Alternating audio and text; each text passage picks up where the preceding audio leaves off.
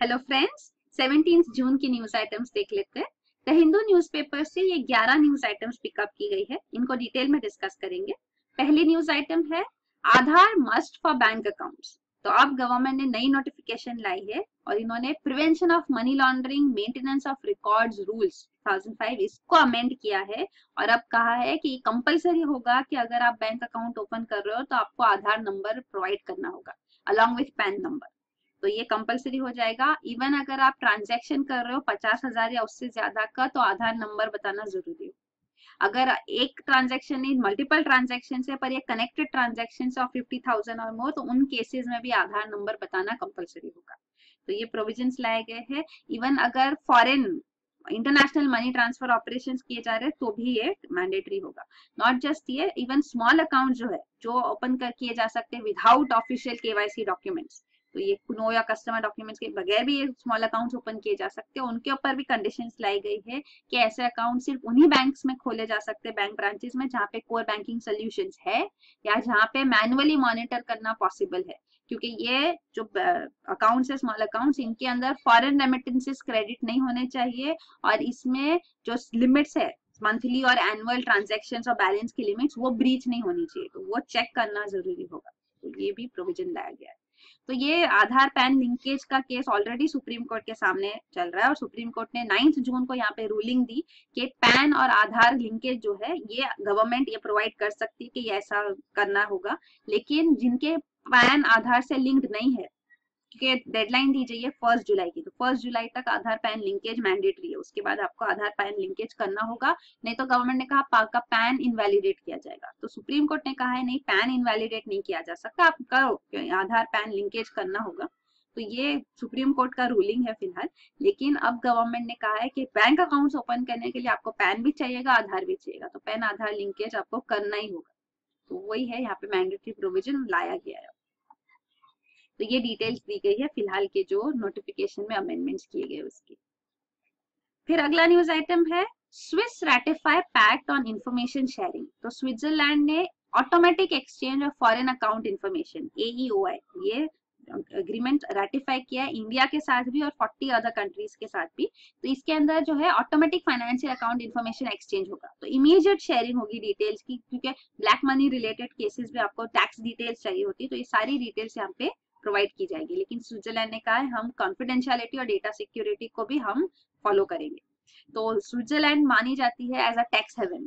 तो मतलब हम इंडियंस के काफी सारे बैंक अकाउंट्स माने जाते हैं कि स्विट्जरलैंड में है, जहाँ पे अपना काला धन छुपाते हैं। तो अब ये सब सामने आएगी क्योंकि स्विट्जरलैंड के ये अग्रीमेंट की वजह से दोनों साइड्स को ऑटोमेटिक इंफॉर्मेशन देना होगा, ऑटोमेटिक एक्सचेंज ऑफ इंफॉर्मेशन। तो ये जो AEOI है ये कॉमन रिपोर्टिंग स्टैंडर्ड है जो OECD कंट्रीज और G20 कंट्रीज ने मिलकर ये एस्टैब्लिश किया है। तो this is on the same lines as FATCA, ये यूएस का है, foreign account tax compliance act. तो ये भी हमने पहले डिस्कस किया है। मतलब यूएसए ने FATCA एक्ट्स काफी सारी कंट्रीज के साथ ये अग्रीमेंट्स किए हैं इसके बेसिस पे। तो मतलब कि इंडिया के साथ भी है यूएस और इंडिया का FATCA। तो अगर कोई भी यूएस नेशनल का फॉरेन अकाउंट है तो उनका सारा डिटेल्स जो है वो इंडियन फाइनेंस अथॉरिटीज को, ऑफिशियल फाइनेंस अथॉरिटीज को, यूएस अथॉरिटीज को ट्रांसफर करना होगा। तो ये मतलब ऑटोमेटिक ट्रांसफर होगा, तो वही automatic exchange of financial account information. तो ये वही है, तो सिमिलर लाइंस पे ये बाकी कंट्रीज के लिए, और ये OECD G20 कंट्रीज और कोई कंट्री के साथ भी कर सकती है, जरूरी नहीं है कि सिर्फ मेंबर कंट्रीज के साथ हो। तो वही है। तो ये ऑटोमेटिक एक्सचेंज ऑफ इंफॉर्मेशन कैसे फंक्शन करता है ये दिखाया गया है यहाँ पे। तो 2 कंट्रीज है जिनके बीच में ये अग्रीमेंट है। तो टैक्स पेयर यहाँ पे है, ये कंट्री A के नेशनल या टैक्स पेयर यहाँ पे, इनका टैक्स यहाँ पे लायबल है, लेकिन इनका एक अकाउंट है, bank account in country B। तो ये कंट्री B के साथ दोनों कंट्रीज का डील है। तो कंट्री B के पास सारा जो फाइनेंशियल अकाउंट डेटा है ये बैंक के पास, वो सारा बैंक को देना होगा इस कंट्री के फाइनेंशियल अथॉरिटीज को। तो ये फाइनेंशियल अकाउंट डेटा यहाँ पे जाएगा अथॉरिटीज को, और फिर ये अथॉरिटीज यहाँ पे कंट्री A की अथॉरिटीज को ट्रांसफर करेगी इंफॉर्मेशन, और ये इंफॉर्मेशन से फिर वो ये टैक्स पेयर के पूरे फाइनेंशियल अकाउंट डेटा को एग्जामिन कर सकते हैं। तो ये है, और इन्फॉर्मेशन जो एक्सचेंज किया जाता है वो सारा account number, name, address, date of birth, tax identification number, जो इंटरेस्ट डिविडेंड आ रहा है, सारा रिसीट्स, क्रेडिट बैलेंसेस एक्सेट्रा। तो यही है। तो ये FATC और कॉमन रिपोर्टिंग सिस्टम जो है वो दोनों के मेंशन किए गए डिटेल्स। तो ये CRS आप देख सकते हैं, ऑटोमेटिक एक्सचेंज ऑफ इंफॉर्मेशन जो है ये OECD और G20 कंट्रीज ने बनाया, और ये FATCA जो है वो US का है। तो यहाँ पे आप देख सकते हैं FATCA इंडिया का भी, इंडिया के साथ भी जो किया गया, 2015 से इफेक्टिव है, और फर्स्ट रिपोर्टिंग ईयर भी 2015 से स्टार्ट किया गया है। और यहाँ पे फिर ये कॉमन रिपोर्टिंग सिस्टम भी इफेक्टिव किया गया, तो फर्स्ट रिपोर्टिंग कैलेंडर ईयर 2016 से अब मई 2017 से स्टार्ट किया गया, तो दोनों इम्प्लीमेंट किए गए इंडिया में। फिर अगला न्यूज आइटम है Puducherry government seeks more power. तो ये पुडुचेरी की लेफ्टिनेंट गवर्नर है किरण बेदी, उनका और कांग्रेस गवर्नमेंट है यहाँ पे जो पावर में, उनके बीच में कॉन्फ्लिक्ट है। तो ये पुडुचेरी एक यूनियन टेरिटरी है, जस्ट लाइक न्यू दिल्ली और बाकी यूनियन टेरिटरी, 7 में से ये 2 ही यूनियन टेरिटरीज है, पुडुचेरी और न्यू दिल्ली, जहाँ पे एक लेजिस्लेटिव असेंबली है, जहाँ पे इलेक्टेड गवर्नमेंट बनती है। तो यूनियन टेरिटरी एक्चुअली होता है कि सेंट्रल गवर्नमेंट डायरेक्टली गवर्न करेगी, सेंट्रल गवर्नमेंट के कंट्रोल में होती है। लेकिन अगर यहाँ पे डायरेक्टली इलेक्टेड गवर्नमेंट भी है तो कॉन्फ्लिक्ट हो जाता है, कि डायरेक्टली गवर्नमेंट कैसे, सेंट्रल गवर्नमेंट कैसे गवर्न करती है, थ्रू अ लेफ्टिनेंट गवर्नर, जो गवर्नर अपॉइंट होते हैं। तो यहाँ पे गवर्नर का पावर ज्यादा होगा कि जो गवर्नमेंट इलेक्टेड आई है उनका। तो ये कॉन्फ्लिक्ट हमें दिखाई दी है, इवन पुडुचेरी में काफी केसेस हुए ऐसे, और इवन न्यू दिल्ली में हम देख रहे हैं। तो यहाँ पे भी अब जो पुडुचेरी गवर्नमेंट है उन्होंने एक रेजोल्यूशन पास करके यूनियन गवर्नमेंट को कहा है कि आप अमेंडमेंट्स करो यूनियन टेरिटरीज एक्ट में, और जो इलेक्टेड गवर्नमेंट है उनको ज्यादा पावर्स दो। तो यहाँ पे मिस किरण बेदी ने कई बार कहा है कि I am the real administrator, और रूलिंग गवर्नमेंट कह रही है यहाँ पे कि इन्होंने काफी सारे फाइल्स ब्लॉक किए, इवन काफी स्कीम्स इन्होंने ब्लॉक किए, जिसकी वजह से वो गवर्नमेंट की इमेज खराब करना चाहती है और ब्लॉकिंग द फंक्शनिंग। तो ये एलिगेशंस लगाए जा रहे हैं। तो ये फिर अगला न्यूज आइटम है ISRO set to launch backup satellite. तो ये नाविक के बारे में, नेविगेशन इंडियन कॉन्स्टलेशन। तो ये नाविक को हमने कई बार डिस्कस किया है। तो ये Indian regional navigation satellite system है। तो जैसे GPS ग्लोबल पोजिशनिंग सिस्टम है US का, वैसे ये रीजनल नेविगेशन सिस्टम है जो हम अपना खुद का बना रहे हैं इंडिपेंडेंटली। तो ये जो नाविक है ये 7 सैटेलाइट्स का कॉन्स्टलेशन है, मतलब 7 सैटेलाइट्स होगी जो कवरेज देगी, और ये रीजनल कवरेज है even 1500 kilometre beyond India's border. तो इतना कवरेज होगा इसका। तो ये 7 सैटेलाइट्स में से हमने न्यूज में देखा था कि जो फर्स्ट सैटेलाइट लॉन्च की गई, सातों की सातों सैटेलाइट्स लॉन्च की जा चुकी है, लेकिन जो फर्स्ट लॉन्च की गई थी IRNSS 1A, तो 1A से लेके 1G तक 7 सैटेलाइट्स लॉन्च की गई, लेकिन 1A में प्रॉब्लम आ गई। हर एक सैटेलाइट में एक्चुअली 3 रुबिडियम क्लॉक्स है, एटॉमिक क्लॉक्स, क्योंकि जो GPS ग्लोबल पोजिशनिंग सिस्टम का फंक्शन होता है उसके लिए एग्जैक्ट प्रिसिजन टाइमिंग चाहिए होता है, तो इसीलिए रुबिडियम एटॉमिक क्लॉक्स चाहिए होते हैं। लेकिन ये IRNSS 1A के जो 3 रुबिडियम क्लॉक्स है ये फंक्शन करना बंद कर दिए। तो ये जैन 2017 में कंफर्म किया गया था इसरो से। तो अब इसरो इसको रिवाइव करने की कोशिश कर रही थी, और अब न्यूज ये है कि अब बैकअप सैटेलाइट जो है, ऑलरेडी 2 बैकअप सैटेलाइट्स उन्होंने बनाई थी, IRNSS 1H और I, लेकिन अब IRNSS 1H को लॉन्च किया जाएगा जुलाई या अगस्त में। तो ये न्यूज आ रही है कि रिप्लेस करने के लिए उसको ये लॉन्च किया जाएगा। तो अगर रुबिडियम क्लॉक्स सही से नहीं फंक्शन कर रहे, एक सैटेलाइट फंक्शन नहीं करेगी सही से, तो डेटा तो मिलेगा लेकिन क्रूड डेटा होगा, एग्जैक्ट प्रिसिजन डेटा नहीं मिल पाएगा। तो ये कंसर्न है। तो ये जो है GPS US का है, ये ग्लोबल कवरेज देता है। इवन GLONASS ये भी सैटेलाइट नेविगेशन सिस्टम रशिया का है, ये भी ग्लोबल कवरेज के लिए। तो यहाँ 31 सैटेलाइट्स का कॉन्स्टलेशन है, ये 24 सैटेलाइट्स का कॉन्स्टलेशन है। गैलीलियो यूरोपियन यूनियन का है, ग्लोबल GPS जैसा नेविगेशन सिस्टम। तो ये है। तो ये प्रिसीजन आप देख सकते हैं 5 मीटर प्रिसीजन देता है, मतलब इतना क्लैरिटी होती है। 5 meter to 10 meter precision GLONASS का है। गैलीलियो का 1 मीटर प्रिसीजन है पब्लिक के लिए, और 1 सेंटीमीटर फॉर मिलिट्री यूज। तो इसका मिलिट्री और सिविल यूज दोनों होता है, इसीलिए इंडिया इंडिपेंडेंटली बना रही है। और बीडो जो है ये चाइना का है, तो इसके अंदर भी सिविलियन मिलिट्री पर्पजेस के लिए है, और ये भी ग्लोबल है, पर यहाँ 10 मीटर प्रिसीजन है पब्लिक के लिए और 10 सेंटीमीटर फॉर मिलिट्री। और जो इंडिया का नेविगेशन सैटेलाइट सिस्टम है नाविक, उसके अंदर ये रीजनल है, ये ग्लोबल कवरेज भी 1500 किलोमीटर बियॉन्ड इंडिया। तो ये जो है इसका प्रिसीजन है 20 meter for civilians and 10 meter for military. तो ये फिर अगला है alarming rise in farm suicide in 7 Punjab districts.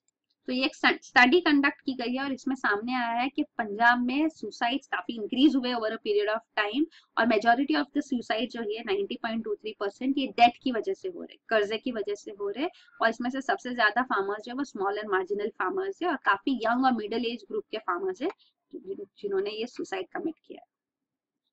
फिर अगला है US issues Zika advisory in India. तो वर्ल्ड हेल्थ ऑर्गेनाइजेशन ने इंडिया को कैटेगरी 2 कंट्रीज में डाला है फॉर जीका रिस्क 2017 के लिए। तो ये मई 2017 में सामने आया था, और वर्ल्ड हेल्थ ऑर्गेनाइजेशन को जब ये इन्फॉर्मेशन दी गई थी तो ये चेंज किया गया। पहले इंडिया कैटेगरी 4 में थी अप टू अप्रैल 2017, पर अब कैटेगरी 2 में आ गई है, क्योंकि 3 केसेस डिटेक्ट किए गए थे regarding confirmed laboratory confirmed cases थे जीका वायरस के अहमदाबाद में। तो ये नवंबर टू दिसंबर 2017 के बीच में हुए थे, लेकिन इनके बारे में डिटेल नहीं दी गई थी, इसको पब्लिक में भी नहीं लाया गया। तो 15 मई को ये पब्लिक में आया थ्रू वर्ल्ड हेल्थ ऑर्गेनाइजेशन, जब ये कैटेगरी चेंज हुई इंडिया की। तो category 2 is the second highest in the 4-point scale Zika hotspot. Even Brazil जो है वो कैटेगरी 2 में है, तो इंडिया भी अब कैटेगरी 2 में है, इसलिए यूएसए ने भी जीका एडवाइजरी इशू किया है for India travel. Specially pregnant women को कहा गया है कि वो ट्रैवल ना करे, क्योंकि जैसे हमने ब्राजील में भी देखे कि माइक्रोसेफेली केसेस डेवलप हुए। तो अगर प्रेग्नेंट वुमेन ये जीका वायरस से इन्फेक्ट होती है तो उनके फीटस में ये माइक्रोसेफेली कंडीशन आता है। तो ये इन्फेंट्स जो पैदा होते हैं उनका नॉर्मल हेड साइज से कम हेड साइज होता है, तो ब्रेन डेवलपमेंट में प्रॉब्लम होती है, तो इसकी वजह से काफी सारे कंडीशंस डेवलप होते हैं। तो ये जो है जीका वायरस की वजह से होता है, और ये जीका वायरस स्प्रेड होता है थ्रू एडिस इजिप्टी मॉस्किटो। तो ये एडिस इजिप्टी मॉस्किटो ऑलरेडी जो है हम डेंगू चिकुनगुनिया ये डिजीजेस भी एडिस इजिप्टी मॉस्किटो ही ट्रांसमिट करता है। तो जीका वायरस के कंसर्न्स इंडिया में अब काफी बढ़ गए। तो वही है, तब ये नहीं रिवील किया गया, तो एक रीजन ये भी माना जाता है क्योंकि तब वाइब्रेंट गुजरात समिट हो रही थी गुजरात में, तो तब ये केसेस रिवील करते तो ट्रैवल एडवाइजरी आ जाता, इसीलिए पूरा समिट फेलियर हो जाता। तो ये एक पॉसिबल रीजन माना जाता है कि इसको रैप्स में रखा गया, इसको पब्लिक में नहीं लाया गया। हालांकि अगर डिजीज आउटब्रेक होता है तो पब्लिक में लाना जरूरी है कि सेफगार्ड्स लिए जा सके, पर गवर्नमेंट अब भी कह रही है कि एवरीथिंग इज अंडर कंट्रोल। तो लेट्स सी। फिर अगला है Finland assessing basic income schemes impact. तो ये जो यूनिवर्सल बेसिक इनकम है ये काफी प्रोमिनेंटली न्यूज में आया है। इवन इकोनॉमिक सर्वे 2016-17 में इंडिया में हमने देखा यूनिवर्सल बेसिक इनकम सजेस्ट किया गया था, लेकिन फाइनेंस मिनिस्टर ने कहा कि ये पॉलिटिकली फीजिबल नहीं है। ये भी थोड़े दिन पहले हमने न्यूज में देखा था। तो ये यूनिवर्सल बेसिक इनकम के ऊपर एक एक्सपेरिमेंट चल रहा है इन फिनलैंड। तो यहाँ पे 2000 अनएम्प्लॉयड लोगों पीपल को ये 650 यूरोज हर महीना पे करेंगे फॉर 2 years। तो ये यूनिवर्सल बेसिक इनकम होगा। तो ये जैन 2017 से स्टार्ट हुआ है। तो इसके अंदर अब स्टडी की जा रही है कि इसकी वजह से लेबर बिहेवियर कैसे चेंज होता है। तो ये इसको जरूरी भी माना गया कि यूनिवर्सल बेसिक इनकम देना चाहिए, क्योंकि फिनलैंड कहती है कि ग्लोबलाइजेशन की वजह से वर्क एनवायरनमेंट काफी चेंज हो गए, नए चैलेंजेस आ गए हैं, काफी लोग सेल्फ एम्प्लॉयड होते हैं। तो इवन जो डिडक्शंस किए जाते थे for pension etcetera welfare benefits वो नहीं दिए जा सकते। तो इसीलिए यहाँ पे ये यूनिवर्सल बेसिक इनकम अब लाया गया है। तो अब ये स्टडी किया जाएगा कि इससे लेबर बिहेवियर कैसे चेंज होता है, क्योंकि पैसा आपके हाथ में आ रहा है, तो whether people would ready to work और नॉट। क्योंकि ये अनएम्प्लॉयमेंट अलाउंस नहीं है, universal basic income is different from unemployment allowance. क्योंकि अनएम्प्लॉयमेंट अलाउंस जो होता है, अगर आप अनएम्प्लॉयड है तो आपको एक अलाउंस दिया गया, डेवलप्ड कंट्रीज में देते हैं। तो ये अनएम्प्लॉयमेंट अलाउंस क्यों दिया जाता है? अगर आप एम्प्लॉयड हो तो ही, पर ये यूनिवर्सल है, मतलब ये कंडीशन नहीं है, अगर आप जॉब भी लोगे तो भी आपको ये बेसिक इनकम मिलने वाली है। तो अनएम्प्लॉयड में क्या होता है, अनएम्प्लॉयमेंट अलाउंस अगर इतना होता 560 यूरो, तो कोई भी वो जॉब नहीं लेता जिसमें पेमेंट इससे कम है, क्योंकि ऑलरेडी अनएम्प्लॉयड में इतना मिल रहा है, तो कोई जॉब लेके इससे कम में क्यों काम करे? तो वही डज नॉट मेक सेंस। तो अब यहाँ पे यही इस पे एक्सपेरिमेंट किया जा रहा है कि क्या लोग फिर जॉब करते हैं, क्या करती है। तो ये स्टडी की जाएगी, इसके अंदर काफी कंसर्न्स भी है, तो इसके ऊपर अब एक्सपेरिमेंट हो रहा है। तो यहाँ जो कंसर्न्स है मेंशन है कि हमको ये नहीं करना चाहिए, we shouldn't have universal basic income implemented, क्योंकि पीपल लेजी हो जाएंगे, वो काम नहीं करेंगे, क्यों काम करने की जरूरत है, पैसा ही हाथ में मिल रहा है, वो पैसा दे रहे तो किसी भी चीज पे स्पेंड किया जा सकता है, इवन अल्कोहल पे ड्रग्स पे, तो कोई रेगुलेशन नहीं हो सकता। और कुछ दे रहे कुछ नहीं करने के लिए, तो लॉजिक सेंस नहीं बनता, और ये डिपेंडेंसी हो जाएगा कि लोग समझेंगे हाँ गवर्नमेंट देगी, हमको कुछ करने की जरूरत नहीं, तो वो डिपेंडेंसी आ जाएगी। We shouldn't do it, we can't, मतलब हम नहीं कर सकते क्योंकि बहुत सारा कॉस्ट इन्वॉल्व है। अगर हर एक को पैसा देना है इरिस्पेक्टिव, बहुत सारा कॉस्ट होगा। इवन इंडिया में यूनिवर्सल बेसिक इनकम में भी एक थ्रेशोल्ड होगा कि जो बीपीएल है या जो फैमिलीज नहीं अफोर्ड कर सकती उनको दिया जाएगा, तो भी ये काफी कॉस्टली अफेयर होगा। तो वो है इन्फ्लेशनरी होगा, क्योंकि अगर लोगों के हाथ में ऑलरेडी इतना पैसा आएगा तो फिर when there is money then prices increase होगी, तो इन्फ्लेशनरी कंडीशंस आ जाएगी। ज्योग्राफिक कॉस्ट डिफरेंस होता है, मतलब हर रीजन में अलग अलग कॉस्ट होता है, सिटीज में अलग कॉस्ट ऑफ लिविंग होता है, और इवन विलेजेस में कम पैसे में आप गुजारा कर सकते हैं, इवन सिटीज में अलग अलग कॉस्ट डिफरेंस होता है। तो उसके लिए फिर यूनिवर्सल बेसिक इनकम तो एक ही अमाउंट होगा, तो ये कैसे मैनेज किया जाएगा। फिर people want do unattractive but necessary jobs, तो जो मीनियल जॉब्स है उसके लिए कोई एम्प्लॉयमेंट नहीं मिलेगा कोई, क्योंकि लोग नहीं करना चाहेंगे, ऑलरेडी गवर्नमेंट प्रोवाइड कर रही है पैसा। और वी वोंट डू इट क्योंकि अभी भी ये फ्रिंज आइडिया, एकदम मेन स्ट्रीम आइडिया नहीं हुआ है, ये पॉलिटिकल सपोर्ट नहीं है इसके लिए। और यहाँ पे फिर अगर गवर्नमेंट ये करेगी तो मतलब गवर्नमेंट ये रिप्लेस करेगी, काफी सारी जो स्कीम्स है सारी, वो स्कीम्स से ये यूनिवर्सल बेसिक इनकम रिप्लेस किया जाएगा। तो गवर्नमेंट की भी लायबिलिटी रिस्पॉन्सिबिलिटी कम हो जाएगी, आपने पैसे दे दिया बस।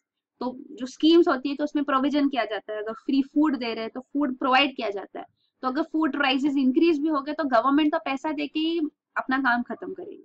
तो वही है, तो it does not end there कि यू गिव मनी, पैसा दो हाथ में लोगों के और आपका काम हो गया, गवर्नमेंट रिस्पॉन्सिबिलिटी उससे ज्यादा है। तो वही है, फ्रिंज आइडिया ही है अभी। तो अब देखते हैं ये एक्सपेरिमेंट के भी रिजल्ट्स आएंगे। फिर अगला न्यूज आइटम है Bhushan SR steel among 12 firms listed. तो हमने देखा था न्यूज में कि आरबीआई ने 12 डिफॉल्टर्स को सिलेक्ट किया है जिनके एनपीएस रेजोल्यूशन के लिए स्टेप्स लिए जाएंगे अब ऑन अ प्रायोरिटी बेसिस। तो ये 12 डिफॉल्टर्स, इनके नाम आरबीआई ने डिस्क्लोज नहीं किए थे, पर इनके नाम अब बताए गए हैं टू द बैंक लेंडर्स। तो जो लेंडर्स कंसोर्टियम ऑफ लेंडर्स भी है कि इन्होंने काफी सारी बैंक से लोन लिए थे, तो वो बैंक्स ने कंसोर्टियम बनाया है, ग्रुप बनाया है, तो उसमें जो लीडिंग बैंक है उनको ये रिस्पॉन्सिबिलिटी दी गई है, उनको नाम दिए गए हैं कि इसका रेजोल्यूशन अब स्टार्ट किया जाए, नॉन परफॉर्मिंग एसेट रेजोल्यूशन। तो अब ये नाम सामने आ रहे हैं जो 12 डिफॉल्टर्स है, तो काफी नाम है जैसे SR steel, Bhushan steel, Alok industries etcetera.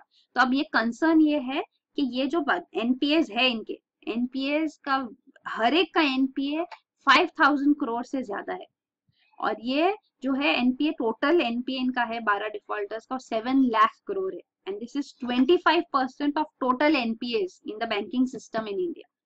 तो इतना ज्यादा ये एनपीए है, तो इसका रेजोल्यूशन प्रोसेस अब स्टार्ट होगा।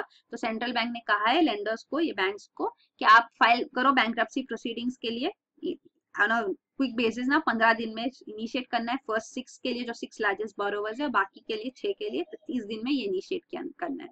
तो ये सारे 12 जो डिफॉल्टर्स है उनके अगेंस्ट अभी प्रोसीडिंग स्टार्ट की जाएगी।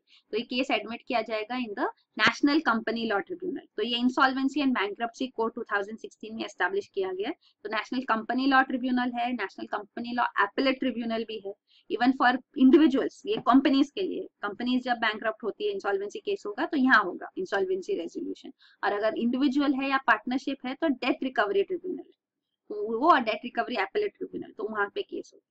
तो ये नेशनल कंपनी लॉ ट्रिब्यूनल यहाँ पे इंसॉल्वेंसी रेजोल्यूशन प्रोफेशनल्स अपॉइंट करेंगे, तो वो कंपनीज का मैनेजमेंट टेक ओवर करेंगे, और उनके पास 180 डेज का टाइम होगा रेजोल्यूशन प्लान लाने के लिए कि ये एनपीएस को कैसे रिजॉल्व कर सकते हैं। अगर कोई केसेस में, स्पेशल केस में अगर एक्सटेंशन चाहिए तो 90 और डेज का टाइम दिया जा सकता है बाय एनसीएलटी। तो उसके बाद इंसॉल्वेंसी रेजोल्यूशन प्रोफेशनल्स के रेजोल्यूशन प्लान को एक्सेप्ट करना होगा। अगर बैंक्स एक्सेप्ट करती है, लेंडर्स एक्सेप्ट करते हैं, तो उसके बाद ये इफेक्टिव किया जाएगा, और अगर ये नहीं एक्सेप्ट किया जाता है तो फिर लिक्विडेशन किया जाएगा, मतलब कंपनी को बेच के आप पैसा रिकवर करो, तो वो लिक्विडेशन किया जाएगा। तो ये स्टेप्स अब इनिशिएट किए जाएंगे। तो यहाँ डिटेल्स दी गई है, ये 12 डिफॉल्टर्स के अगेंस्ट अब ये स्टेप्स लिए जाएंगे। फिर अगला न्यूज आइटम है centre speeds up insolvency process. तो ये है इंसॉल्वेंसी एंड बैंक्रप्सी कोड के अंदर ही और एक इंस्टीट्यूशन बनाया गया है, insolvency and bankruptcy board of India. तो डेट रिकवरी ट्रिब्यूनल है, डेट रिकवरी एपेलेट ट्रिब्यूनल है, नेशनल कंपनी लॉ ट्रिब्यूनल है, national company law appellate tribunal भी है, और ये insolvency and bankruptcy board of India भी इंसॉल्वेंसी एंड बैंक्रप्सी कोड 2016 के अंदर ही एस्टैब्लिश किया गया है, जो इन सबको ओवरसी करेगी, इनका फंक्शनिंग ओवरसी करेगी, जो इंटरिम रेजोल्यूशन प्रोफेशनल्स अपॉइंट किए जाएंगे उनको ओवरसी करेगी, तो ये ओवरसीइंग अथॉरिटी है। तो इन्होंने अभी जो न्यूज है ये, इन्होंने नॉर्म्स नोटिफाई किए हैं ताकि इंसॉल्वेंसी रेजोल्यूशन फास्ट ट्रैक किया जा सके।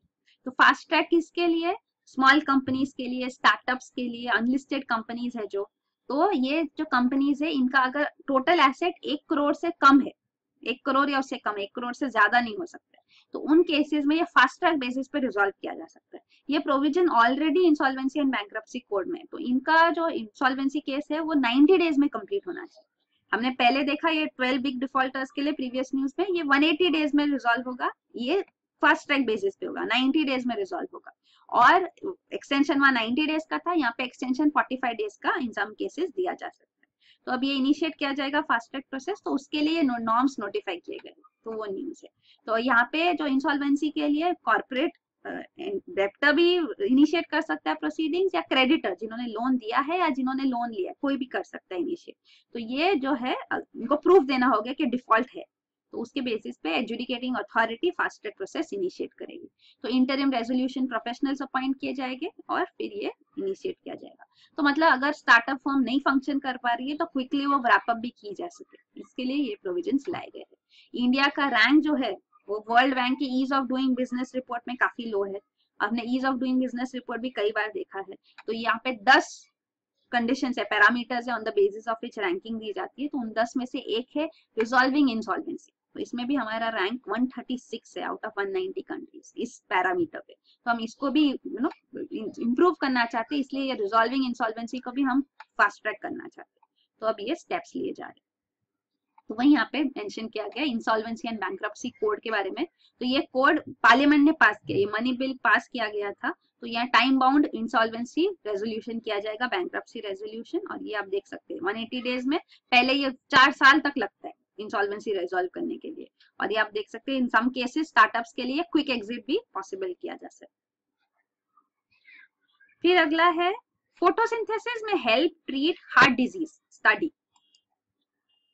तो ये स्टैनफोर्ड साइंटिस्ट ने एक स्टडी की ऑन हार्ट डिजीज। तो ये कार्डियक इस्केमिया जो कंडीशन होती है, तो यहाँ पे हार्ट के पास ऑक्सीजन नहीं पहुंचता है, तो ये कोरोनरी आर्टरी डिजीज होती है। तो इस वजह से जो ऑक्सीजन सप्लाई यहाँ चाहिए होता है, तो वो कैसे लाया जाए।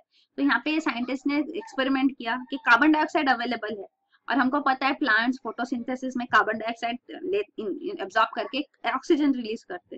तो वो ये एक्सपेरिमेंट किया उन्होंने कि ये क्या हो सकता है यहाँ पे। तो उन्होंने क्लोरोप्लास्ट प्लांट सेल से लेके यहाँ पे लाया, एक्सपेरिमेंट किया ऑन रैट्स कि यहाँ पे क्या वो फंक्शन कर सकता है, फोटोसिंथेसिस हो पाता है, लेकिन वो स्टेबल नहीं रह पाया इन हार्ट के पास वहाँ पे कंडीशंस में। तो फिर उन्होंने ब्लू ग्रीन एल्गे के साथ यहाँ पे एक्सपेरिमेंट किया। तो ये फोटोसिंथेटिक बैक्टीरिया के साथ जब एक्सपेरिमेंट किया गया, तो यहाँ पे लाइट दी गई, ब्लू ग्रीन एल्गे लाया गया हार्ट के पास और ये लाइट दी गई। तो उसमें उन्होंने देखा कि ये फोटोसिंथेसिस होता है और ऑक्सीजन यहाँ पे प्रोवाइड किया जाता है। तो ये ऑक्सीजन सप्लाई की वजह से हार्ट फंक्शनिंग इंप्रूव होता है। तो अगर ये जो बैक्टीरिया वो 24 आवर्स में डिसिपेट हो जाते, खत्म हो जाते, लेकिन हार्ट फंक्शनिंग बेटर रहता है फॉर अराउंड 4 वीक्स। तो ये एक्सपेरिमेंट इनका रैट्स पे सक्सेसफुल रहा है। तो ये अब रिसर्च कर रहे हैं कि क्या ये ह्यूमंस पे भी लाया जा सकता है, और अगर ह्यूमंस में लाया जाए तो लाइट सोर्स ह्यूमन हार्ट के पास कैसे लाया जाएगा, और फिर इवन ये बैक्टीरिया क्यों चाहिए, क्या ये आर्टिफिशियल क्लोरोप्लास्ट से भी ये पॉसिबल है या नहीं। तो इस पे और फर्दर रिसर्च की जाएगी। फिर लास्ट न्यूज आइटम है सेकेंड हॉटेस्ट मे इन 137 ईयर्स नासा। तो जो मई 2017 मंथ था, इसको सेकेंड वार्मेस्ट मंथ माना जाता है। मई 2016 was the warmest month in 137 years, जब से रिकॉर्ड कीपिंग शुरू हुआ है ग्लोबल टेम्परेचर्स का। तो नासा ये एवरेज ग्लोबल टेम्परेचर्स रिकॉर्ड रखती है। तो वो सारे जो पब्लिक के अवेलेबल डेटा है मेटेरोलॉजिकल स्टेशन से, वो around the world, even from sea surface temperatures, Antarctic research station से, सो ये सारा डेटा वो असेंबल करके यहाँ पे जो है टेम्परेचर्स प्रिडिक्ट करते हैं। और 2016 हॉटेस्ट रहा है, मई 2016 हॉटेस्ट ऑन रिकॉर्ड। तो ये मई 2017 सेकेंड हॉटेस्ट है।